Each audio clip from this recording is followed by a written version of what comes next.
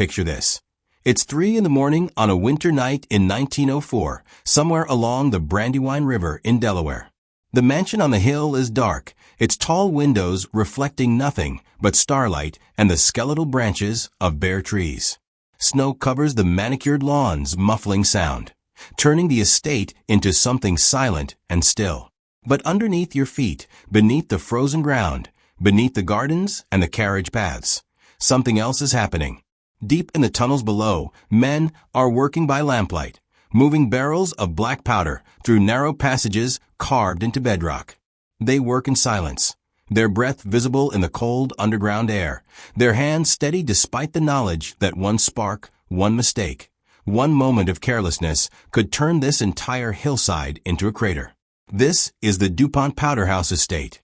And the story you think you know about it, the story of American industry, of innovation and progress, of a family that helped build a nation. That's only the surface. Because underneath the marble floors and the oil paintings and the carefully cultivated image of respectability, there's something else. There are tunnels that were never supposed to be spoken about.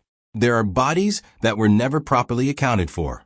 There are secrets that powerful people spend generations trying to bury, and one tunnel, one passage deep beneath the estate, that remains sealed to this day, with no official explanation as to why. You ever wonder what happens when a family controls not just wealth, but the very substance of power itself? When your fortune is built not on something abstract like stocks or land, but on gunpowder, on the thing that wins wars, that clears land, that literally explodes. What does that do to you? What does it cost? And more importantly, who actually pays that cost? If you're the kind of person who wants to go deeper than the surface, who wants to understand not just what happened, but why it happened and what it means, then you're in the right place. This is a long one. This is detailed. This is the kind of story that doesn't fit into a 60-second clip or a cheerful mansion tour. So if that's what you're here for, hit that like button, subscribe, drop a comment telling me what you think as we go. Because we're about to spend the next half hour pulling apart one of the strangest, darkest, and most carefully hidden stories in American history. Let's start at the beginning. Not the beginning of the mansion, we'll get there, but the beginning of the DuPonts themselves, because you can't understand this place without understanding the family that built it and the substance that made them rich. The DuPont story begins in France, in the years just before the French Revolution. Eleuther Irénée DuPont de Nemours, try saying that 3 times fast, was the son of a French economist and politician. He trained as a chemist under Antoine Lavoisier, one of the fathers of modern chemistry, and he learned something that would change his life: how to make high-quality gunpowder. Not the crude, unpredictable stuff that had been used for centuries, but refined, consistent, powerful powder that could be manufactured at scale.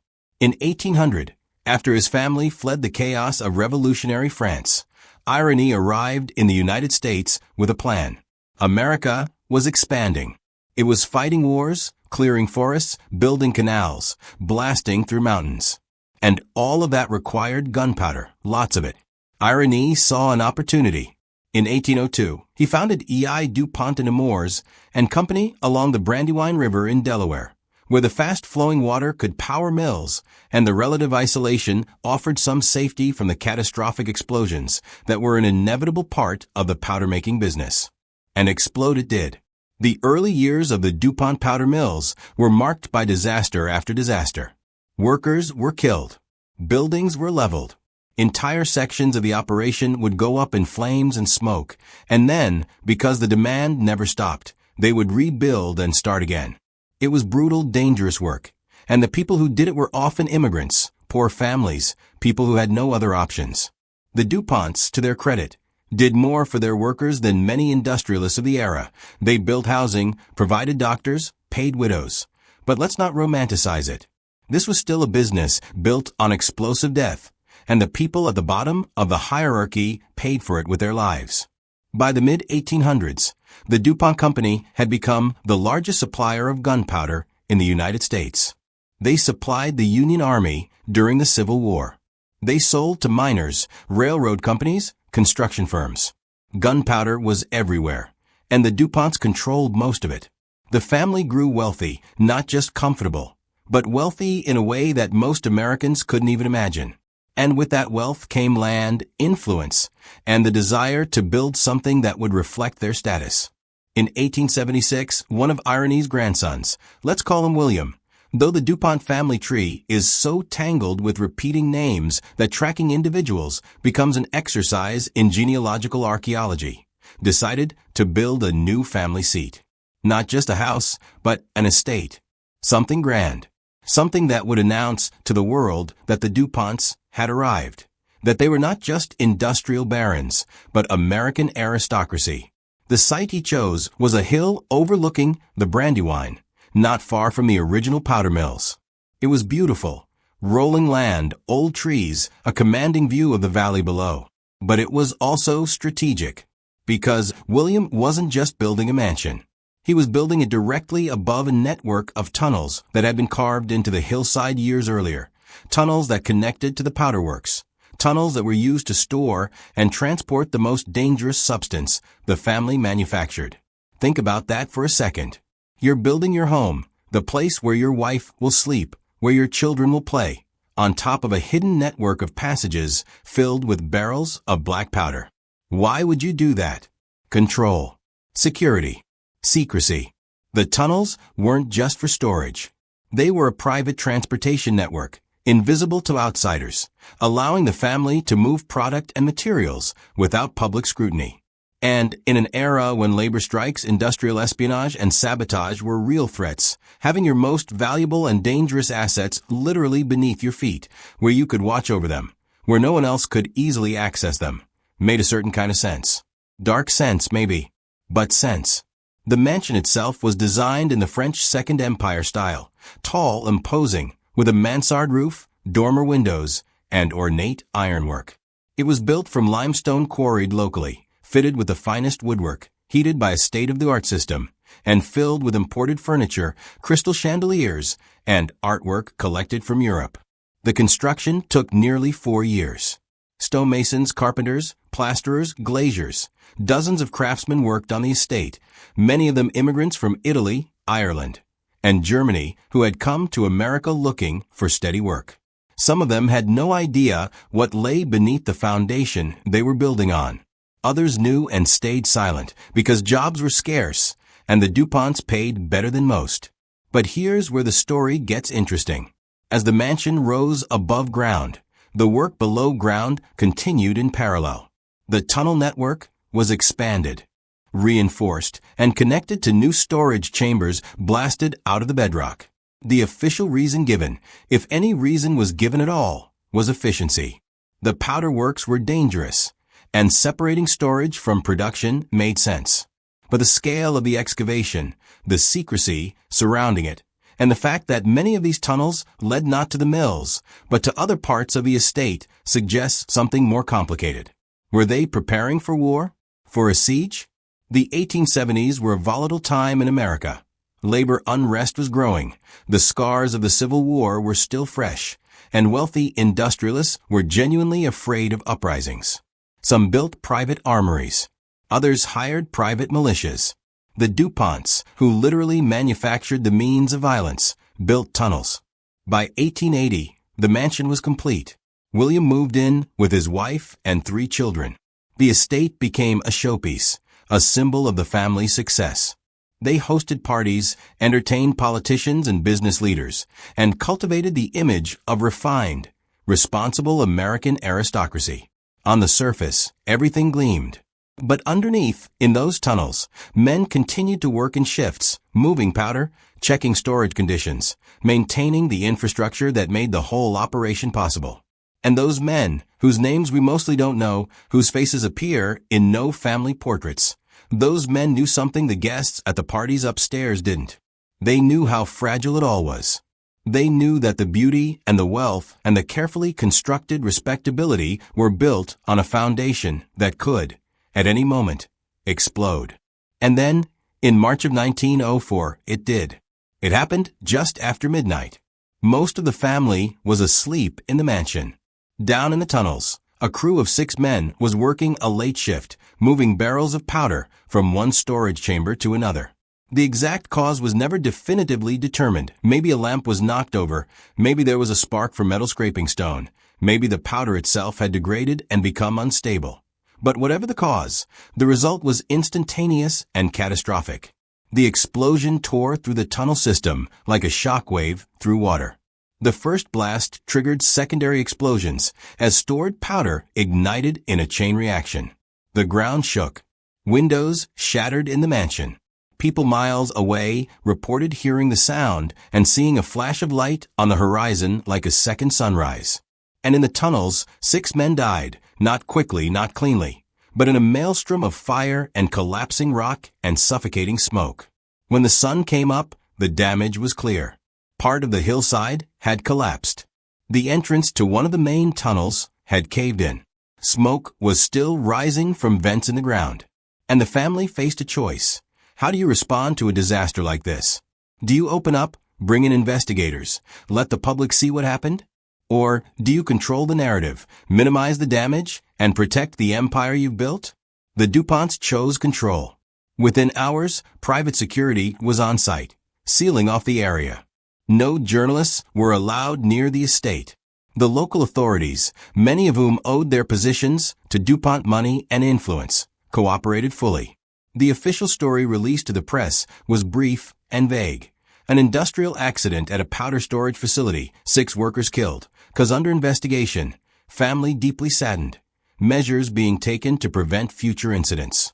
But here's what the official story didn't say. It didn't say that the explosion had originated directly beneath the mansion itself, not at a distant storage site. It didn't say that the tunnel network was far more extensive than anyone outside the family knew. It didn't say that some of the tunnels had been used for purposes beyond simple storage, purposes that the family didn't want examined. And it didn't say that in the chaos immediately after the explosion, while rescue efforts were supposedly underway, workers were seen not searching for survivors, but hastily sealing off certain passages, removing debris not to recover bodies, but to hide evidence. The 6 men who died were buried quickly, with minimal ceremony. Their families were paid off, generous settlements by the standards of the time, but contingent on signing agreements that prevented them from speaking publicly about the accident or pursuing legal action. Most of them took the money. What choice did they have? They had lost their primary breadwinner, they had children to feed, and they were going up against one of the most powerful families in America. One family refused. The widow of one of the dead men, a woman named Catherine, whose husband had worked in the tunnels for 8 years, demanded a full investigation. She wanted to see the site. She wanted answers about why safety measures had failed, why her husband had been working in the middle of the night, what exactly he had been moving when he died. She was stone-walled at every turn. When she tried to hire a lawyer, she found that every attorney in the county either worked for the DuPonts or was unwilling to take on a case against them. When she went to the press, newspapers refused to run her story. When she tried to access public records about the estate and the powder works, she was told those records were sealed for reasons of industrial security. Eventually, exhausted and running out of money, Catherine left Delaware. She moved west, remarried, and as far as we know, never spoke publicly about her husband's death again. But before she left, she told her sister something, a detail that was passed down through that family and only surfaced decades later in a private letter collection. She said that 2 days after the explosion, a man came to her house. He didn't give his name. He told her that her husband had seen something he shouldn't have, that the explosion wasn't an accident, and that if she valued her own life and the lives of her children, she would take the money and disappear. Was he telling the truth? Was the explosion really not an accident? Or was this just a cruel intimidation tactic, a way to ensure her silence? We don't know. What we do know is that the investigation into the explosion was closed within 2 weeks. The site was cleaned up and rebuilt, and life at the Powder House Estate continued as if nothing had happened. Except it didn't. Not really, because something had changed. In the years following the explosion, the family became more secretive, more insular. William, who had always been sociable and engaged with the community, withdrew. The party stopped. The gates were kept locked. Security was increased, more guards, more patrols, more surveillance of the workers who still labored in the tunnels below. And the tunnels themselves, they were changed. Some were sealed permanently. Others were reinforced and expanded, but access became more restricted. Workers who had once moved freely through the network now needed special authorization to enter certain sections. There were rumors among the staff, whispers that some tunnels led to places that had nothing to do with powder storage, that there were rooms down there that served other purposes, that the family was hiding something far more valuable or far more dangerous than anyone knew. William's son, Henry, came of age during this period. Born in 1885, Henry grew up in the shadow of the 1904 disaster. He was 19 when the explosion happened, old enough to understand what it meant, old enough to see how his father changed afterward. And as he was groomed to take over the family business, he learned the same lesson his father and grandfather had learned, that power requires secrets, that wealth requires ruthlessness, and that the world above ground and the world below ground operate by different rules. By 1910, Henry was managing significant portions of the DuPont business empire. He was smart, ambitious, and aware that the world was changing. The company was diversifying beyond gunpowder, into dynamite, into chemicals, into new industrial products. The old ways of doing business, the paternalistic control, the closed networks, the reliance on secrecy, were becoming harder to maintain in an era of progressive reform, investigative journalism, and labor organizing. But Henry had an advantage his father didn't. He understood public relations. He knew how to manage a story, how to craft an image, how to make the family seem not like ruthless industrialists, but like responsible stewards of American progress. He gave interviews. He donated to charities. He opened parts of the estate for public events, carefully curated, of course, showing only the beautiful parts, never the tunnels, never the powder works, never the infrastructure of danger and death that made it all possible. And then came Prohibition. When the 18th Amendment was ratified in 1919, banning the manufacture and sale of alcohol in the United States, it created an instant black market. And black markets need infrastructure, ways to produce, store, and move illegal goods without detection. For most smugglers, that meant trucks, boats, secret warehouses. But for someone who already owned a network of hidden tunnels, a private estate with minimal outside oversight, and connections to people who knew how to move dangerous substances discreetly, well, the opportunity was obvious. We don't know exactly when Henry DuPont made the decision to rent out tunnel access to bootleggers. Maybe it was 1920, maybe 1921. What we do know from court records that surfaced decades later is that by 1923, the tunnels beneath the Powder House Estate were being used as a distribution hub for illegal alcohol coming in from Canada and Europe. Smugglers would bring shipments to the estate under cover of darkness, store them in the old powder chambers, and then move them out through a network of contacts that stretched from Delaware to New York to Philadelphia. Henry didn't run the operation himself. He was too smart for that. He used intermediaries, cutouts, people who could take the fall if anything went wrong. His role was simple. He provided access and protection, and in return he took a percentage. It was easy money, virtually risk-free, and it had the added benefit of keeping the tunnels maintained and staffed without raising questions about why a family that was supposedly moving away from the powder business still needed such an extensive underground network. For 3 years, it worked perfectly. The money flowed. The authorities, many of whom were on the DuPont payroll in one way or another, looked the other way. And Henry played the part of the respectable industrialist, attending society functions, serving on corporate boards, giving speeches about American values and the rule of law. But in 1924, it all fell apart. The unraveling began with a murder. Not at the estate, but in Philadelphia. A speakeasy owner was killed in a dispute over territory. The investigation led police to a warehouse, which led them to a trucking company, which led them to a series of shell corporations, which eventually led them to Delaware and to whispers about tunnels beneath a certain prominent family's estate. At first, the DuPonts tried to contain it the way they always had. Money, influence, pressure. But the political climate had changed.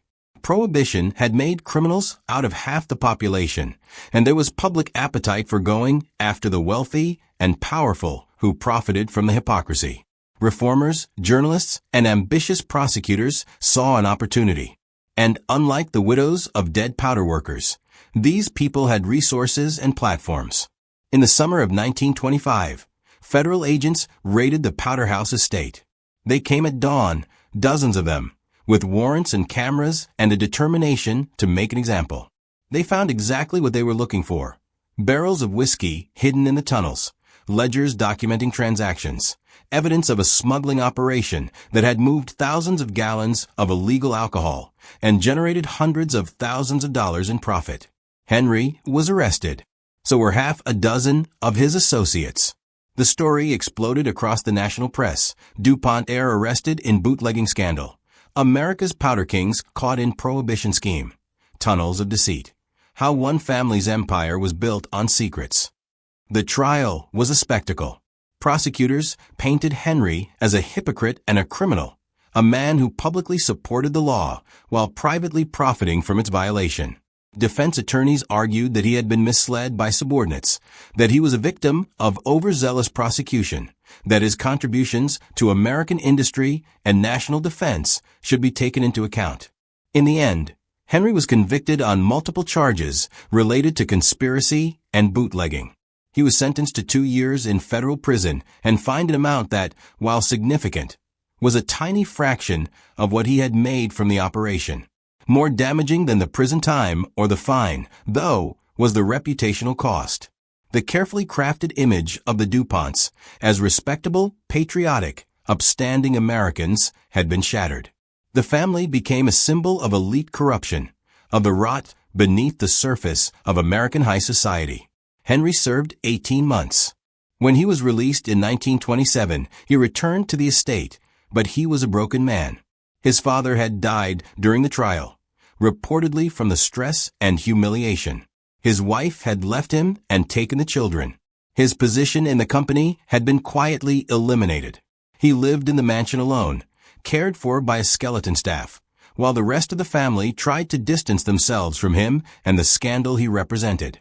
The tunnels were officially sealed by court order. Federal agents oversaw the closure of the main entrances, filling them with concrete, boarding up vents, ensuring, or so they thought, that the network could never be used again. The estate fell into a kind of limbo. It was still owned by the family, but no one wanted to live there. It carried too much weight, too much history, too much shame. Henry died in 1936, at the age of 51. The official cause of death was heart failure, but those who knew him said he had simply given up, that the weight of what had happened, the explosion, the scandal, the loss of everything he'd been raised to believe he was entitled to, had crushed him. For the next 2 decades, the Powder House Estate stood empty. The family kept it maintained, barely, paying a groundskeeper to prevent total decay, but no one lived there. It became the subject of local legend. Teenagers would dare each other to sneak onto the property at night. People reported strange sounds, lights in the windows, the feeling of being watched. Some said the place was haunted by the men who had died in the explosion. Others said the tunnels weren't really sealed, that smugglers or worse still used them, that things moved beneath the hill that had nothing to do with the official story. Most of these stories were probably just stories, the kind of folklore that grows up around any abandoned place with a dark history. But some of them might have had a grain of truth. Because here's the thing. When federal agents sealed the tunnels in 1925, they worked from maps provided by the DuPont family. And, as we would later learn, those maps were incomplete. In 1947, the family made a decision. They couldn't sell the estate, who would buy it with all that history, and they couldn't justify the ongoing cost of maintaining a property no one used. So they donated it. The recipient was a newly formed historical trust, established with DuPont money and governed by a board stacked with family friends, but technically independent.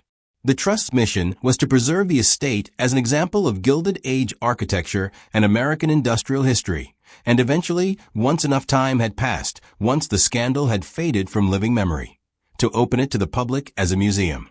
It took another decade of restoration work. Walls were repaired. The roof was replaced.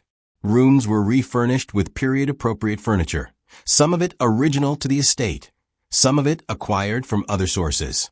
Archival documents were collected, photographs assembled, interpretive materials created.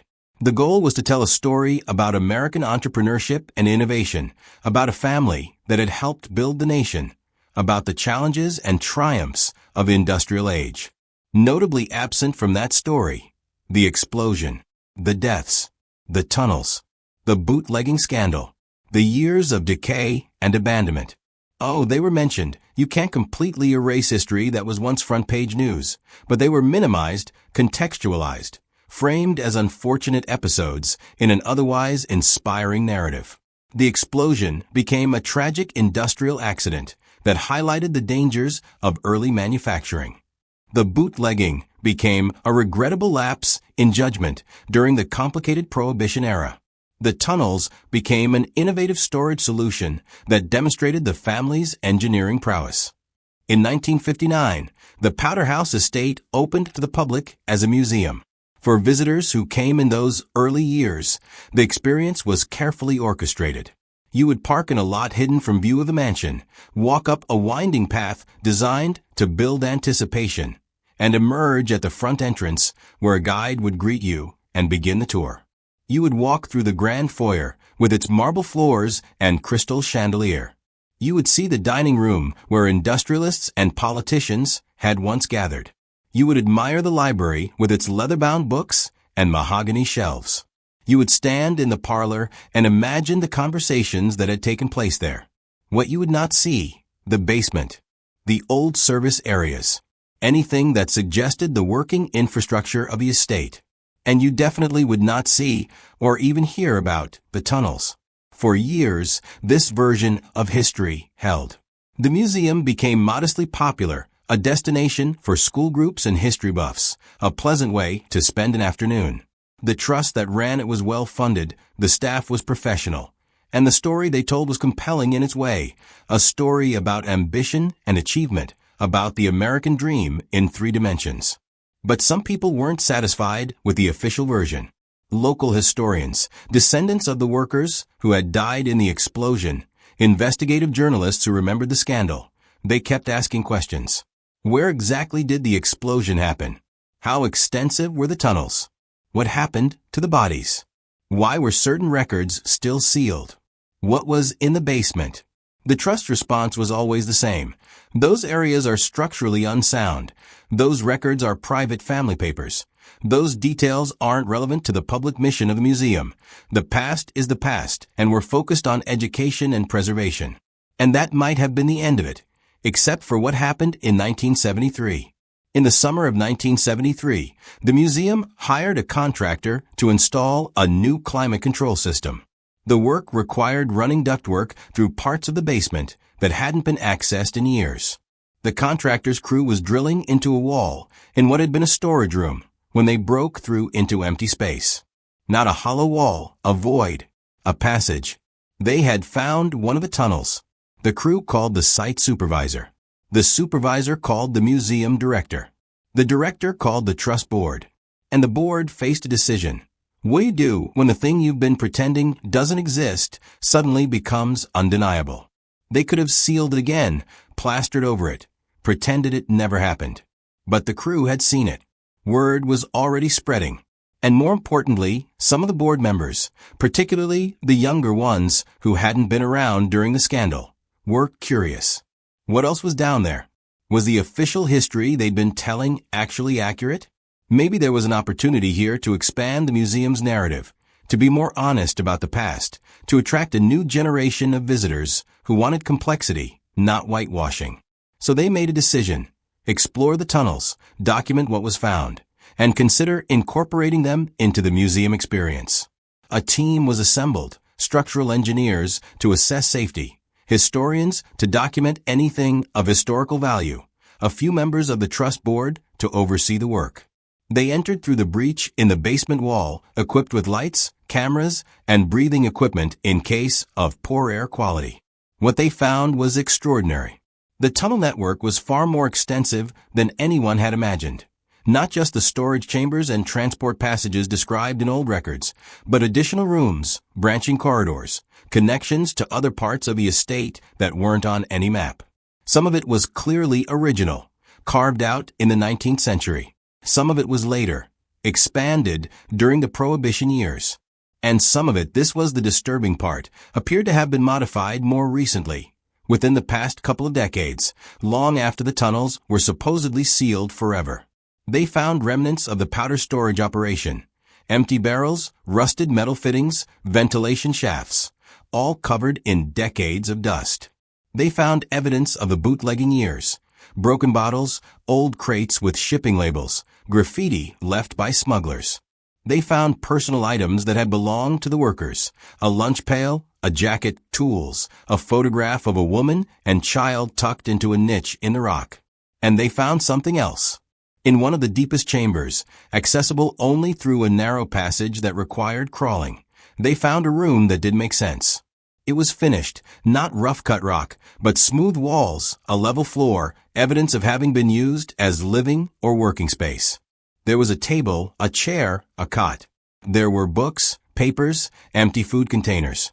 And there was evidence that someone had been there recently, very recently. The food containers weren't ancient artifacts. They were modern packaging. The papers included newspapers from the 1960s. One of the books had a library stamp from a town 20 miles away, with a due date of 1971. Someone had been using this space. Living in it, maybe. Hiding in it. Accessing it through some entrance that wasn't on the official maps. Some passage that had never been sealed. The team members who found that room were told, in no uncertain terms, not to discuss what they'd seen. The board convened. An emergency meeting. There was debate, heated debate, about what to do. Some argued for full disclosure. This is extraordinary. This is news. This is part of the story we need to tell. Others argued for caution. We don't know who was down there or why. This could be a security issue. It could open up legal liability. It could reignite old scandals at a time when the museum is finally stable and respected. And then there was a third position, quieter, but ultimately more influential. Some things are better left buried. Some questions are better left unasked. And the purpose of this institution is not to chase every mystery, but to educate the public about industrial history in a way that serves the community and honors the family's legacy. Guess which position won? The deep chamber was documented, photographs taken, items cataloged, and then it was sealed. Not with concrete this time, but with a locked steel gate installed at the entrance to that section of the tunnel. The official explanation, when any explanation was given at all, was structural instability. That part of the network was too dangerous for public access, too expensive to properly reinforce, and not historically significant enough to justify the cost. The rest of the tunnels, the ones that were deemed safe and sanitized enough for public consumption, were incorporated into the museum. Starting in 1975, visitors could take a special guided tour that included a walk through a portion of the underground network. It was marketed as a unique attraction. Walk where the powder once flowed. Experience the hidden history beneath the mansion. See the tunnels that powered American industry. It was popular. It still is. If you visit the Powder House Estate today, the tunnel tour is one of the highlights.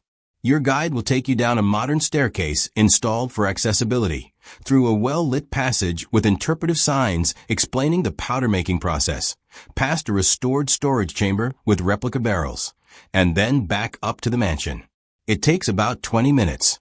It's educational, it's atmospheric, and it gives you a sense of the scale of the operation.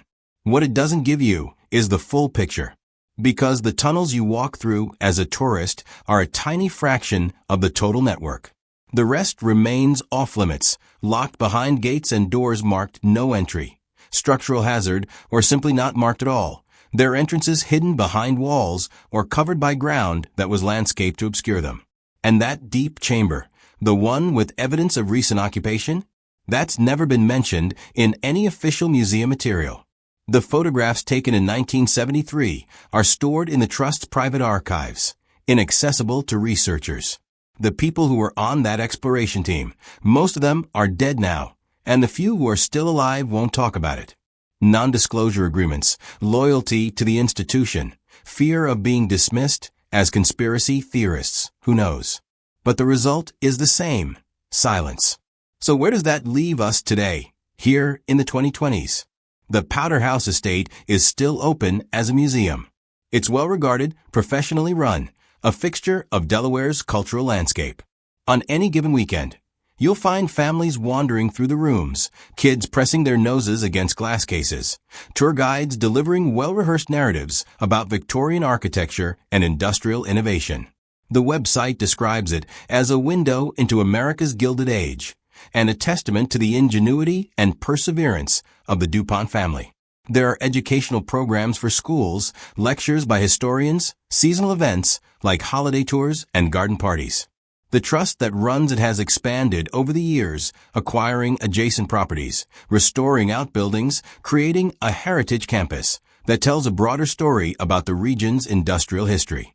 It all looks very respectable, very transparent, very committed to historical accuracy. But if you know what to look for, if you read between the lines, if you notice what's not being said, you start to see the gaps. The basement area is still closed to the public. Tours never go into certain wings of the mansion. There are doors that are always locked, rooms that aren't on the floor plan, windows that look out onto courtyards you can't access. And the tunnels. Well, the tunnels remain the most obvious omission. Yes, you can take that sanitized 20-minute tour through a small section. But the museum's own historical documents reference a network that covered acres, with multiple levels, dozens of chambers, connections extending hundreds of yards from the main estate. Where's all of that? When visitors ask, and some do, they're told it's sealed for safety reasons, which is technically true, but not the whole truth. The whole truth is that no one outside a very small circle knows exactly what's down there, what condition it's in, or whether it's really as empty and abandoned as the official story suggests. And there are reasons to doubt that official story.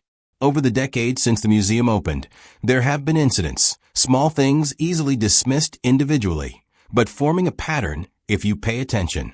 In 1982, a night security guard reported hearing sounds coming from beneath the mansion, footsteps, voices, the echo of movement in spaces that were supposed to be sealed.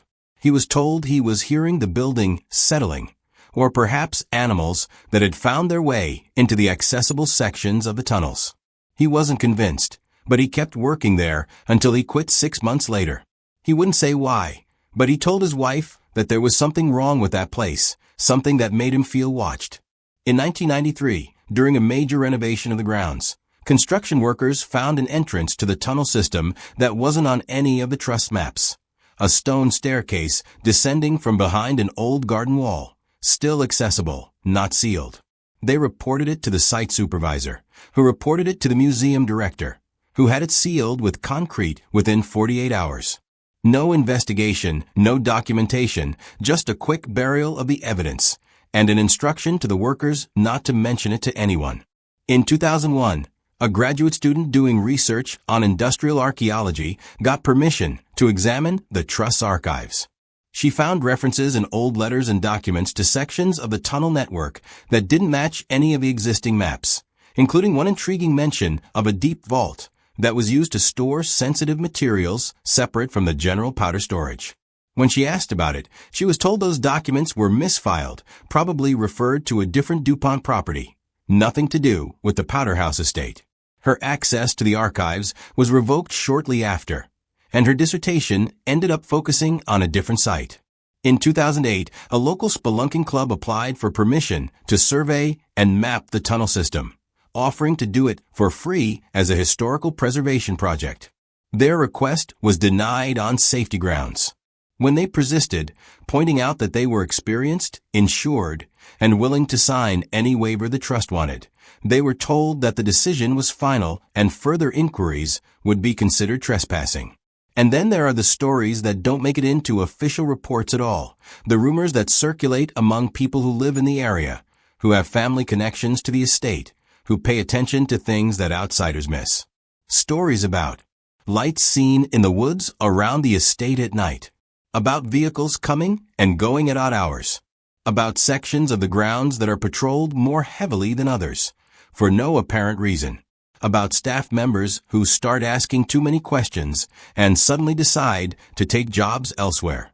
Are these stories true? Are they exaggerations, misunderstandings, the kind of folklore that grows up around any place with a dark history? Maybe. Probably.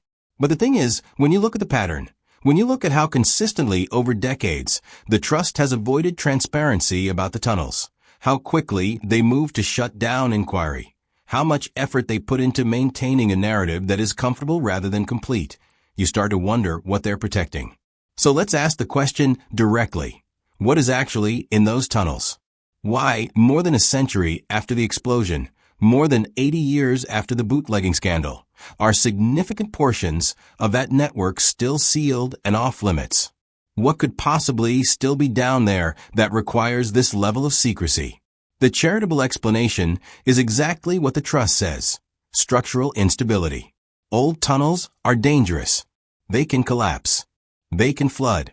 They can harbor toxic materials, residual chemicals from the powder-making process, asbestos, lead, any number of industrial contaminants that pose serious health risks. That explanation is plausible. It's responsible. It's the kind of thing any reasonable institution would say. And maybe that's all there is to it, a simple story about liability and public safety. But if that's the case, why not commission a full survey? Why not bring in engineers, document the extent of the instability, create a public report that explains exactly what the hazards are and what it would cost to remediate them? That kind of transparency would actually strengthen the trust position, would demonstrate responsible stewardship, would put to rest any suggestions that they're hiding something. The fact that they haven't done that they've consistently resisted any comprehensive, independent assessment of the tunnel system, suggests something else is going on. So what might that be? Let's consider the possibilities. Theory 1. Undiscovered bodies.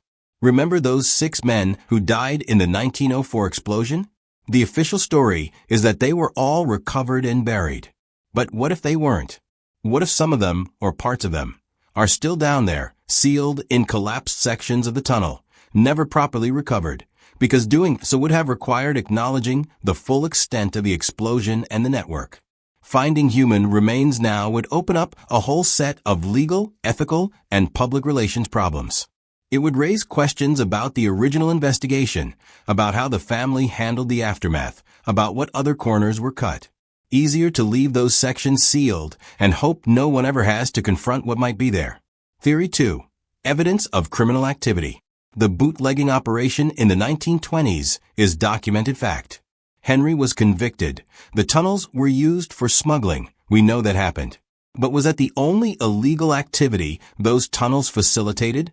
The DuPont company was involved in a lot of gray area business over the years: weapons deals, industrial espionage, dealings with foreign governments that might not stand up to scrutiny. Is it possible that evidence of other crimes, other scandals, is still stored down there? Documents, materials, things that would be damaging if they came to light even now? The trust has always maintained that all relevant historical records are either in their archives or were transferred to appropriate academic institutions. But maybe not everything was transferred. Maybe some things were deliberately kept hidden. Theory 3. Structural secrets.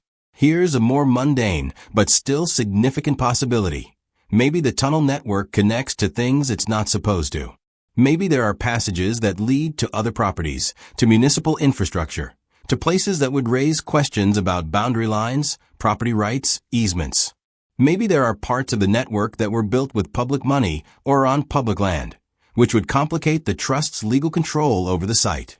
Or maybe, and this is pure speculation, but bear with me, maybe the network was built in a way that violates modern safety codes and environmental regulations to such an extent that fully documenting it would require costly remediation or even partial demolition of the estate itself. If keeping those sections sealed and unknown is cheaper and legally simpler than bringing them up to code, that's a powerful incentive for continued secrecy. Theory 4. The occupied chamber. And then there's that room they found in 1973, the deep chamber with evidence of recent occupation. Who was down there? Why? And here's the more unsettling question. Is someone still using that space or others like it? The museum operates during daylight hours. The staff goes home at night. Security is good, but it's focused on preventing break-ins from outside, not on monitoring what might be happening in the sealed portions of the building below. If you had access, maybe through an entrance that was never properly documented, maybe with cooperation from someone on the inside, you could use those tunnels for almost anything. Storage, meetings, hiding. The possibilities are limited only by imagination. And when you're dealing with a space that extensive and that hidden, imagination can run dark. Could it be homeless people seeking shelter? Teenagers using it as a hangout? Urban explorers sneaking in for the thrill? Maybe. Or could it be something more organized? People who know exactly what they're doing and why, who have reason to want a secure, hidden location that comes with the cover of a respected public institution above it. Again, pure speculation. But the fact that the trust sealed that chamber immediately, documented it only internally, and has never acknowledged its existence publicly suggests they took the possibility seriously. But let's step back from the specifics of what might be in the tunnels and ask a bigger question. Why does this matter? Why should we care about the secrets buried beneath one old mansion in Delaware? Because this isn't really a story about tunnels. It's a story about power, about how it's accumulated, how it's protected, and how it writes its own history. The DuPont family built their fortune on a substance that explodes. That's not a metaphor, it's literal fact. And for more than a century, they managed the fundamental contradiction at the heart of their business. How do you become respectable? How do you build a legacy? How do you convince society that you're a force for good when your wealth comes from the capacity for destruction? You do it by controlling the narrative. You build beautiful houses that distract from the dangerous work being done below. You donate to charities and universities and museums that bear your name and tell your story the way you want it told. You use your wealth to influence media, politics, and institutions in ways that protect your reputation and minimize uncomfortable questions. And when something goes wrong, when there's an explosion, a scandal, an exposure of the gap between the image and the reality, you contain it. You pay off the victims, you seal the evidence, you wait for memory to fade, and then you build a new version of the story that's palatable and safe. This pattern isn't unique to the DuPonts. It's how elite power has always functioned.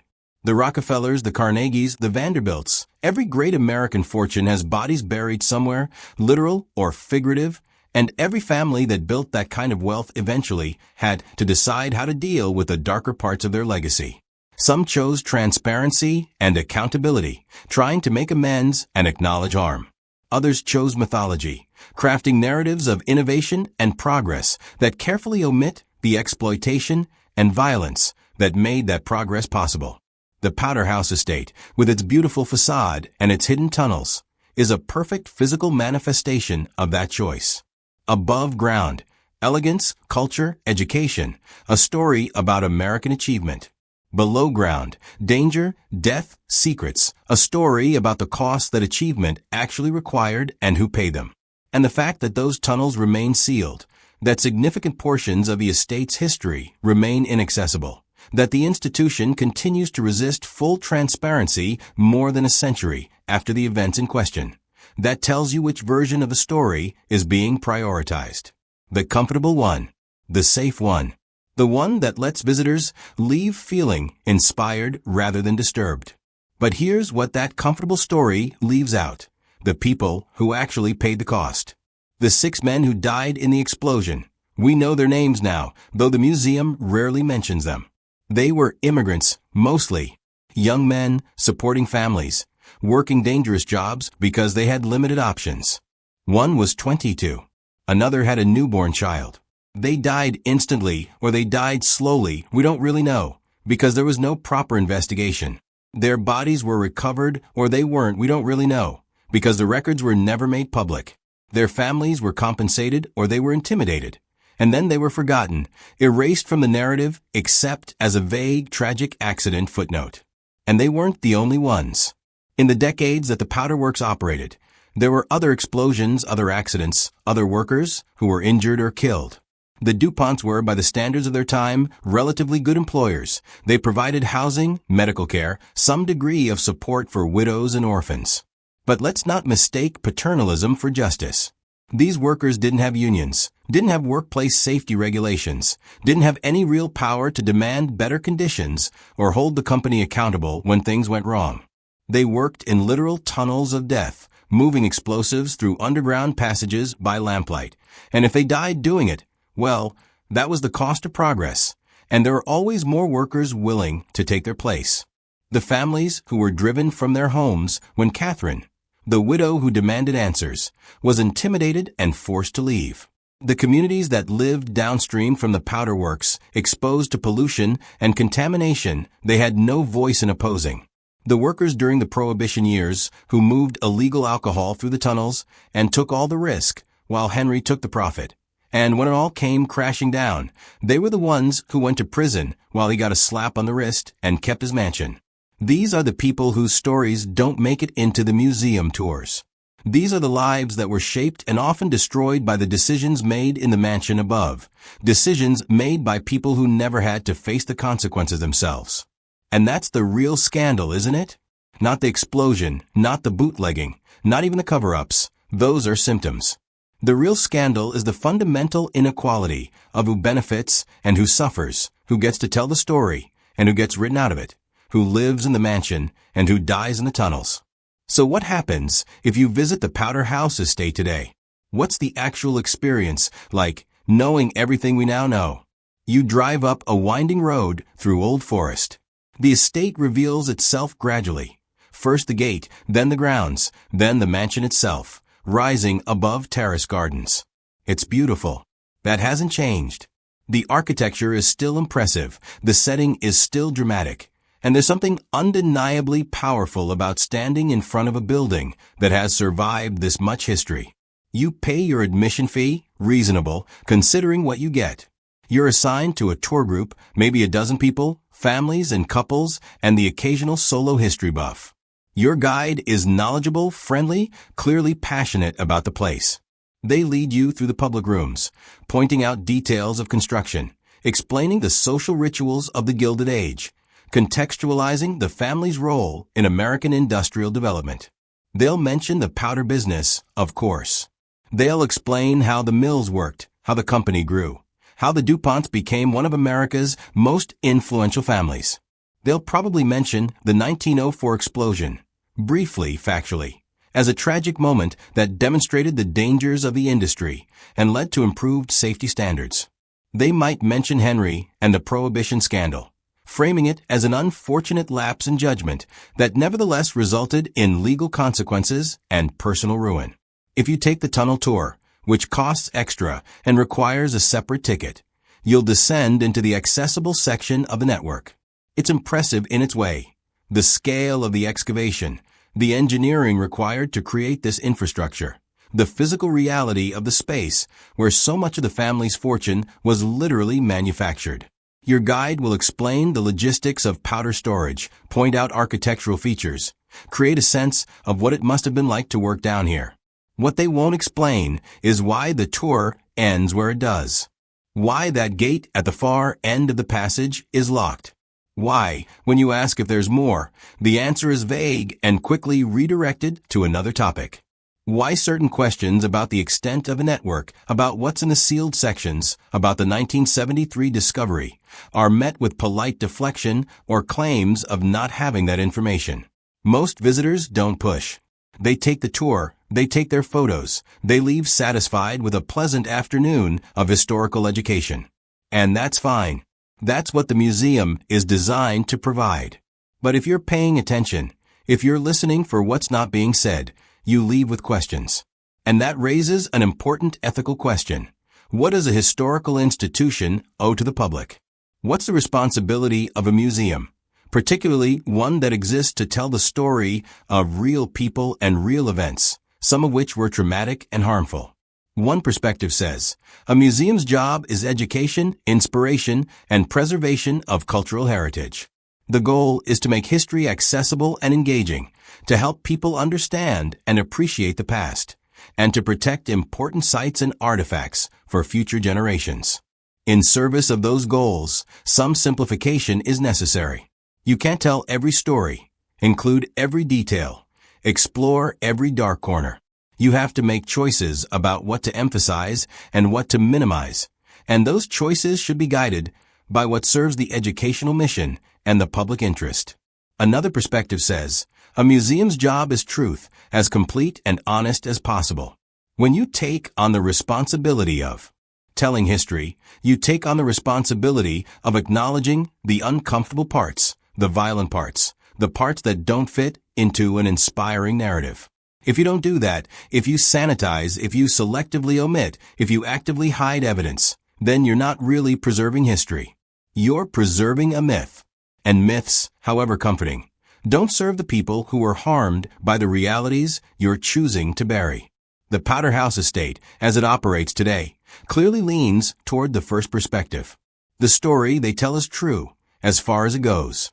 They don't lie about the explosion or the scandal, but they minimize, they redirect, they maintain strategic silences. And most significantly, they keep large portions of the site's physical reality, the tunnels, inaccessible and unexplained. Is that ethical? Is it acceptable for an institution that presents itself as a historical authority to maintain secrets that could reshape our understanding of the place and the people involved? Or is it a betrayal of the trust we place in museums, a prioritization of comfort and reputation over genuine historical reckoning? I'm not sure there's a simple answer to that question. Different people will weigh the factors differently. But I do think it's a question worth asking, especially as we as a society become more conscious of whose stories get told and whose get erased, whose suffering gets acknowledged, and whose gets buried beneath beautiful architecture and carefully worded plaques. The unresolved mystery, the sealed tunnel. And then there's the practical question that we can't avoid. What is actually in that sealed tunnel? What's behind that locked gate at the end of the public tour? What was in that deep chamber they found in 1973? And is anyone using it or others like it now? We don't know. And barring a major shift in the trust policies or some external pressure that forces disclosure, we probably never will know. The people who do know, the board members, the handful of staff who have access to the complete archives, perhaps a few descendants of the family who maintain informal influence, they're not talking. But let's think through what it would take to actually find out.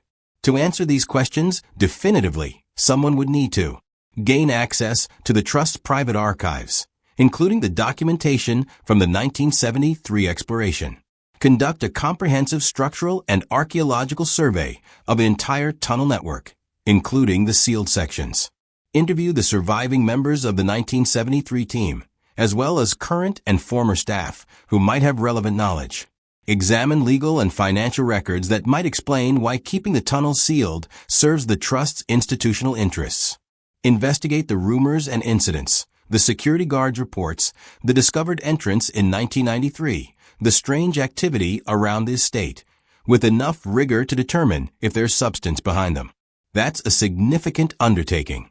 It would require resources, expertise, and most importantly, cooperation from the Trust.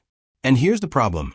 The people who would have to grant that cooperation are the same people who benefit from the current situation, who have built their institutional identity around a particular version of the story, who have every incentive to maintain the status quo.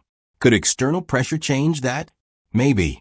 If journalists or researchers made enough noise, if there was sustained public interest, if regulatory agencies decided that the safety claims needed to be independently verified, those things could potentially force the Trust's hand. But so far, that hasn't happened. The story doesn't have enough mainstream appeal to attract major media attention, and the local community, which might be expected to care most, is deeply invested in the museum's success and reluctant to rock the boat. So the mystery persists. The tunnel remains sealed. The questions remain unanswered. And maybe that's fitting. Maybe the fact that we can't get answers, that power and wealth can maintain secrets even a century later, is itself the lesson we're supposed to take from this story. Because think about what this represents. A family built a fortune on destruction. They controlled the substance that could, and did, kill people. They made decisions that prioritized profit over safety, image over truth, their own comfort over accountability. When those decisions resulted in deaths, they covered it up. When the evidence of their wrongdoing couldn't be completely erased, they minimized it, spun it, waited for time and mortality to reduce the number of people who could contradict their version. And then, when enough time had passed, they turned the site of all this into a museum, an institution that trades on its historical authority, that presents itself as educational and truthful, but that continues to protect the family's interests by keeping the most damaging parts of the story locked behind gates and non-disclosure agreements. That's not unique to the DuPonts. That's how power works. That's how generational wealth works. That's how institutions that are built on exploitation perpetuate themselves, by controlling the narrative, by outlasting the people who could tell different stories, by building beautiful facades that distract from the ugly foundations beneath. And here's the thing that really gets me. It works. Most people who visit the Powder House Estate leave with a positive impression. The museum has good reviews. It's considered a worthwhile attraction. It serves its community. The trust that runs it is respected, well-funded, and faces no serious challenge to its authority. The DuPont name, despite everything, still carries prestige. The family's philanthropic legacy, the universities, hospitals, and museums they funded, still generates goodwill that outweighs the historical harm they caused. Is that wrong? Is that just how time works? How we have to balance the complexity of history against the practical need to move forward? Or is it a form of ongoing injustice, a way that the descendants of wealth and power continue to benefit from the suffering their ancestors caused, while the descendants of the victims remain voiceless and forgotten? I don't have a neat answer to that. But I know this: if we're going to have museums, if we're going to have institutions that claim to teach us about history, then we have a right to demand honesty from them. Not perfect honesty. That's impossible. History is always partial and contested, but good faith honesty. An honest effort to tell the whole story, including the parts that are uncomfortable. A willingness to acknowledge what they don't know and what they're choosing not to explore. A recognition that the people who suffered deserve to be remembered as fully as the people who prospered. The Powder House Estate, as it operates today, doesn't meet that standard. It tells a partial story. It hides evidence. It prioritizes the comfort of visitors and the reputation of its founders over the truth of what happened in that place. And until that changes, until the tunnels are opened, until the archives are made public, until someone with authority decides that transparency matters more than institutional self-protection, the estate will remain what it's always been, a beautiful lie built on top of a buried truth. There's one more layer to this story that we haven't fully explored. What does all of this mean to the people who are connected to it today? Not the institution, not the abstract questions of historical justice, but the actual human beings whose ancestors were part of this history. On one side, there are the DuPont descendants, and there are many of them scattered across the country and the world, most of them multiple generations removed from the events we've been discussing. Some of them are wealthy, some aren't. Some maintain connections to the family business empire. Some have nothing to do with it. How do they reckon with this legacy? Do they feel pride in their family's achievements, discomfort about the methods used to achieve them, or some complicated mixture of both? I've read interviews with a few of them, those rare ones who are willing to talk publicly about the family history. What comes through is complexity. They acknowledge that their opportunities in life, the advantages they've had, are connected to this history. They don't necessarily defend everything their ancestors did, but they also resist what they see as an overly simplistic condemnation of people who lived in a different time with different norms. They point out the philanthropic work, the innovations, the ways the family has tried to give back. And when asked about the darker parts, the explosion, the cover-ups, the sealed tunnels, they often claim not to know much, suggest that those questions should be directed to the trust, deflect. It's understandable in a way. What would you do if you inherited a name that carried both prestige and blood? How would you navigate the space between benefiting from your ancestors' actions and being held responsible for them? It's easy to judge from the outside, harder when it's your own family, your own history. On the other side, there are the descendants of the workers, the ones who died in the explosion, who labored in the tunnels, who lived in the shadow of the estate. Many of them don't know their own connection to this history. The stories weren't passed down, or they were passed down but minimized, made into vague family legends rather than documented history. My great-grandfather worked for the DuPonts is about as specific as it gets for most of them. But some have dug deeper. Some have done the genealogical research, found their ancestors' name in old employment records or death certificates, traced the connection to this place. And for them, visiting the estate is a complicated experience. They walk through the mansion that their ancestor helped build or maintain. They take the tunnel tour and imagine what it was like to work down there, day after day, with a constant threat of death. They see the sanitized version of history being presented, and they know that their family story, their ancestors' labor, suffering, death, is a footnote at best, completely absent at worst. I spoke with one such person, let's call her Maria, a woman in her 60s whose great-great-grandfather was one of the 6 men killed in the 1904 explosion. She visited the estate a few years ago, hoping to find some acknowledgement of him, some memorial or recognition. She didn't find it. The explosion is mentioned in passing on the tour. No names of the victims are given. There's no plaque, no memorial, nothing that would allow visitors to connect with the individual human cost of what happened. Maria requested a meeting with the museum director. She brought documentation of her ancestors' employment and death. She asked if there could be some form of recognition, maybe a small display in the museum, maybe a plaque near the tunnel entrance with the names of the men who died. She wasn't asking for much. She wasn't threatening legal action or making demands. She just wanted acknowledgement.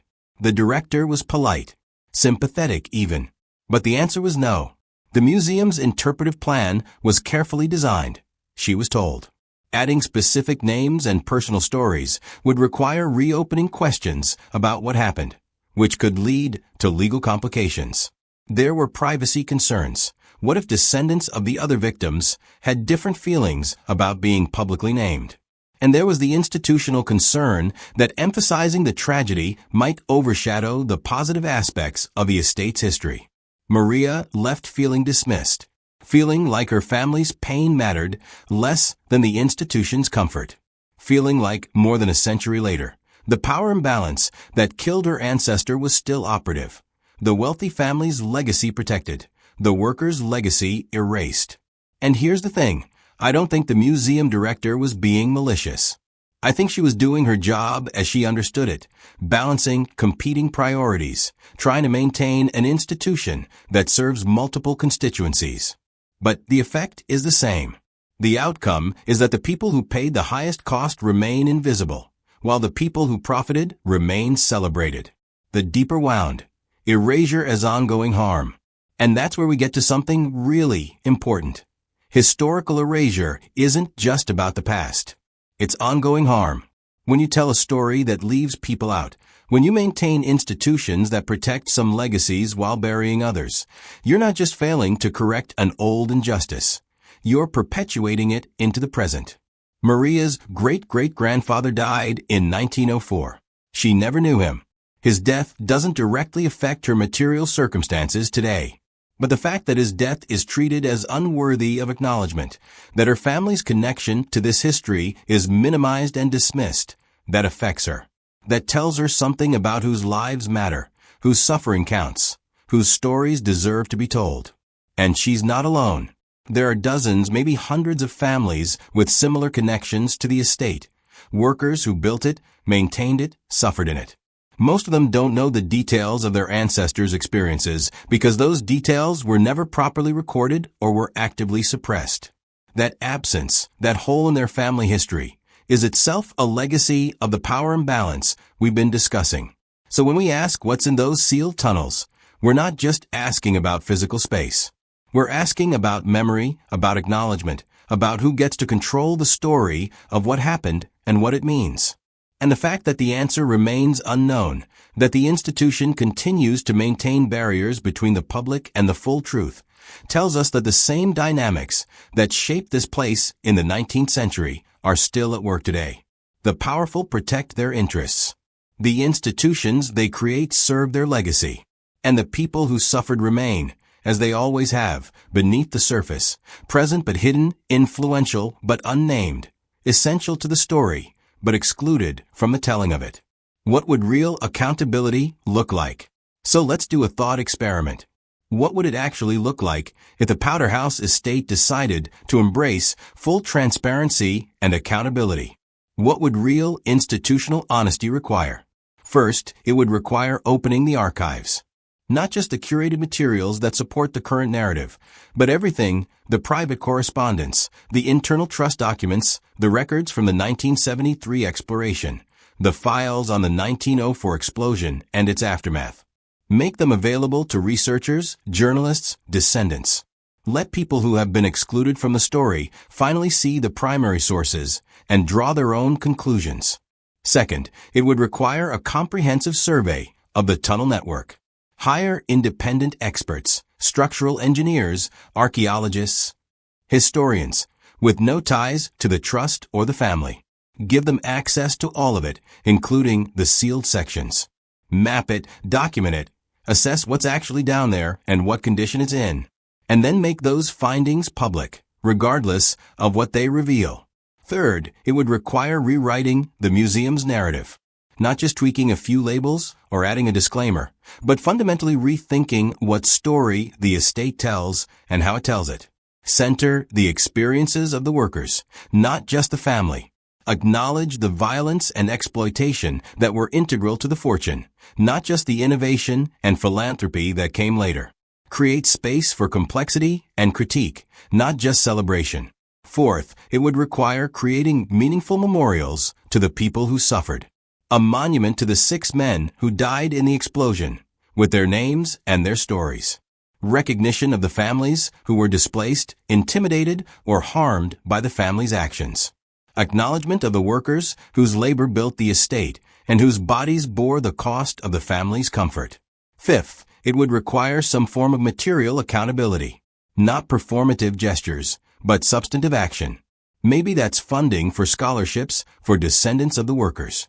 Maybe it's supporting labor history research and education. Maybe it's partnering with community organizations to address contemporary inequalities that are connected to this industrial legacy. Whatever form it takes, it needs to be more than words. It needs to be a genuine redistribution of the benefits that still flow from this history.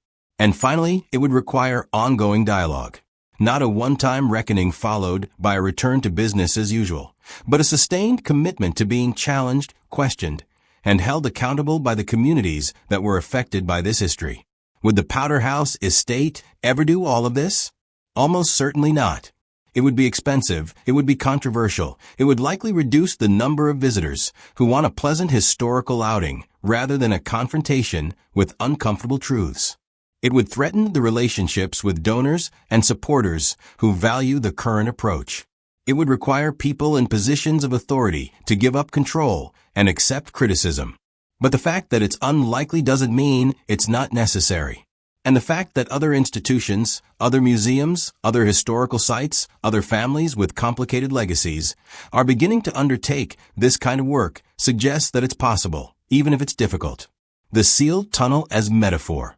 In the end, maybe that sealed tunnel is the perfect metaphor for everything we've been discussing. It's there. It's real. People know it exists. But access is denied, explanations are vague, and the official position is that it's better for everyone if it remains closed. Why? What's down there? Maybe it's structural danger, like they say. Maybe it's evidence of something that would be embarrassing or legally complicated. Maybe it's nothing at all. Just empty space that has taken on symbolic weight because of the secrecy surrounding it. Or maybe, and this is the interpretation I lean toward, it doesn't really matter what's physically down there, because the tunnel's real significance is what it represents. The things we choose not to look at, the questions we decide not to ask, the parts of our history that powerful institutions keep sealed away because facing them would be too disruptive, too expensive, too threatening to comfortable narratives. Every society has these sealed tunnels, these spaces in our collective memory that we know are there, but that we're not supposed to examine too closely. The violence that founded nations, the exploitation that built fortunes, the suffering that was deemed necessary for progress. We know these things happened. We're not ignorant of history. But we've created institutions and narratives that keep them at a safe distance, that prevent us from having to fully confront what they mean and what obligations they create for us today. The Powder House Estate is just one example, one particularly vivid physical manifestation of this dynamic. But you can find versions of it everywhere. In the grand houses of plantation owners that are now museums celebrating Southern heritage, while minimizing slavery. In the industrial sites that are preserved as monuments to innovation, while the workers' housing is demolished. In the libraries and universities named after robber barons whose methods of wealth accumulation are politely omitted from their official histories. And in all of these places, there are people asking the same questions. What's being hidden? Why? Who benefits from the hiding? And what would it take to bring the sealed spaces into the light? So here's where we end up with a choice. Not a choice for the Powder House Estate specifically. They've made their choice, and it seems unlikely they'll change it anytime soon. But a choice for us, as people who encounter these stories, these places, these institutions that offer us carefully curated versions of history. We can accept what we're given. We can take the tour, admire the architecture, appreciate the convenience of a narrative that's been packaged for comfortable consumption, and leave feeling like we've learned something without having to sit with anything too disturbing. There's nothing wrong with that necessarily. Historical tourism is a leisure activity for most people, and not everyone wants or needs to turn it into an exercise in critical analysis. Or we can ask questions. We can notice what's not being said, what doors remain locked, what stories are absent from the official account. We can seek out alternative sources, the descendants, the workers' histories, the archival materials that don't fit the preferred narrative. We can support institutions and storytellers who are willing to embrace complexity and discomfort rather than papering over it. And maybe most importantly, we can think about what this means beyond any one site or story. Because the dynamics we've been exploring, power protecting itself, wealth writing its own history, institutions prioritizing comfort over truth, those dynamics are active right now, in our own time, shaping what we're told about contemporary events and how we understand our own place in history. The explosions are different now. The scandals take different forms. But the fundamental questions remain the same. Who benefits? Who suffers? Who gets to tell the story? And what are we willing to do to ensure that the answer isn't always the same people it's been for the past 200 years? There's something haunting about that sealed tunnel. Even now, decades after it was locked, it exerts a pull on the imagination. What's down there? What would we find if we could access it? What truths have been kept from us? And why? Maybe we'll never know. Maybe the tunnel will remain sealed until the estate itself crumbles, until time and decay accomplish what transparency never did. Maybe the secrets will outlast everyone who currently knows them, passing from living memory into permanent mystery. Or maybe, and this is what I hope, even if I don't expect it, maybe someday someone with authority and courage will decide that the cost of secrecy is higher than the cost of truth. Maybe they'll open the archives, survey the tunnels, invite independent investigation. Maybe they'll discover that what's down there is less sensational than the rumors suggest, or maybe they'll find something that genuinely reshapes our understanding of the estate and the family. Either way, maybe they'll choose to trust the public with complexity rather than protecting us from it. If that day comes, it will be because enough people demanded it. Because enough descendants of workers insisted on acknowledgement. Because enough historians and journalists refused to accept the official story. Because enough visitors to the museum asked uncomfortable questions and weren't satisfied with vague answers. Because enough of us decided that our right to know the truth about our shared history outweighs the powerful's desire to control their legacy. That's a collective effort. It's not something any one person can accomplish, but it's something all of us can contribute to, in small ways, by being curious, critical, and unwilling to let beauty and prestige distract us from asking what lies beneath. So what do we take from this story? What's the lesson, if there is one, from spending this much time thinking about an old mansion and its hidden tunnels? For me, it's this: history is not neutral. The way we remember the past, the stories we tell about it, the institutions we build to preserve and interpret it. All of these are shaped by power. The powerful get museums. The powerless get footnotes, if they're lucky. But that's not inevitable.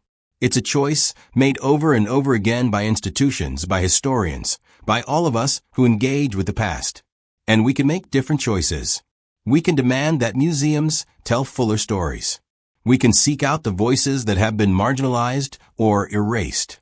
We can refuse to accept that beauty and prestige should insulate anyone from accountability. The Powder House Estate will probably continue operating as it does now for years, maybe decades. The tunnel will remain sealed. The questions will remain unanswered.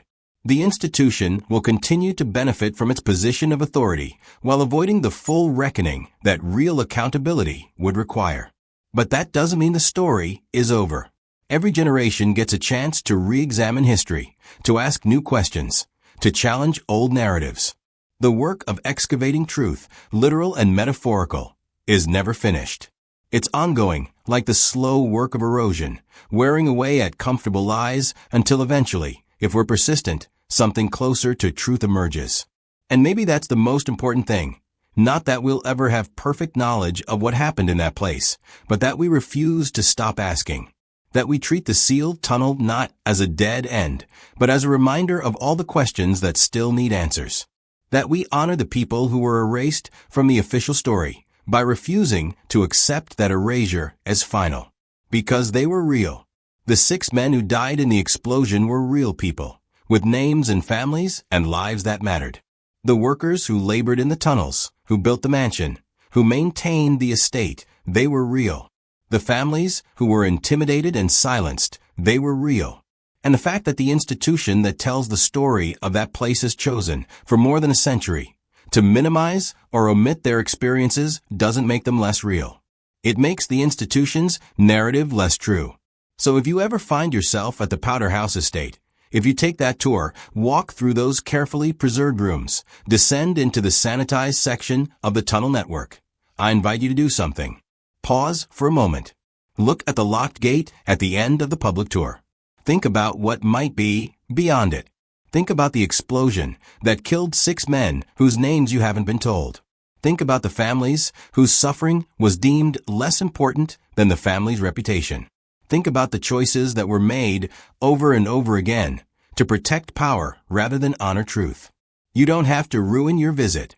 You don't have to refuse to appreciate the architecture or the history that is being shared. But you can hold both things at once. Appreciation for what you're being shown and awareness of what you're not being shown.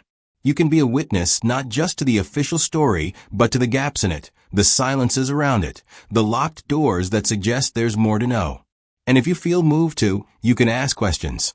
You can ask your tour guide why the tunnel tour ends where it does. You can ask the museum staff if there are plans to make the archives more accessible. You can leave a comment in the guest book suggesting that the victims of the explosion deserve recognition. You can research the history yourself and share what you find. None of these actions will, on their own, change anything. But collectively, if enough people refuse to accept the comfortable narrative, if enough of us insist that historical institutions owe us honesty rather than mythology, that can create pressure for change. Slowly, incrementally, institutions can be pushed to be better, to be more transparent, to serve truth rather than just serving the legacies of the powerful. The title of this video calls the Powder House Estate the mansion America tried to erase. And that's true in a way. There have been multiple attempts to minimize this place's significance, to downplay the scandal, to let time and forgetfulness do the work of erasure. But the more accurate title might be The Mansion That Won't Stay Buried. Because despite all the efforts to seal it away, to lock up the uncomfortable parts, to present a sanitized version for public consumption, the truth keeps pushing back. The tunnels are still there, hidden but real. The descendants of the workers still remember, even if the institution tries to forget. The questions persist, passed down through generations, waiting for someone to finally answer them honestly. And that's what gives me hope, ultimately. Not that we'll get the answers we deserve anytime soon. I'm too cynical to expect that. but that the questions endure. That every generation, some people refuse to accept the official story. That the sealed tunnel, whatever it actually contains, remains a reminder that there are truths we haven't been told and a symbol of our right to demand them. History is not fixed. It's not settled. It's a conversation, ongoing and always open to revision as new evidence emerges and new voices join the discussion. The powerful want to close that conversation, to declare the official version final, to lock the gates and walk away. But we don't have to let them. We can keep asking. We can keep digging, literally and metaphorically. We can keep insisting that the people who paid the cost deserve to be remembered as fully as the people who collected the profit. We can refuse to let beautiful architecture distract us from the ugly foundations it sits on. And maybe, someday, someone will find the key to that sealed tunnel. Or someone will decide that transparency matters more than reputation. Or enough pressure will build that the institution has no choice but to open itself to the full scrutiny it's avoided for so long. Until then, we have this story. Incomplete, yes. Speculative in places, absolutely. But true in the ways that matter. True to the pattern of how power operates. True to the experiences of the people who were harmed. True to the obligation we all have to look beneath the surface and ask what we're not being told. The Powder House Estate stands on a hill in Delaware, beautiful and imposing and full of secrets. The tunnels run beneath it, sealed but not forgotten. And somewhere, in the darkness, behind locked gates and buried beneath layers of official story and institutional self-protection, the truth waits. It's waited more than a century already. It can wait longer, but it shouldn't have to.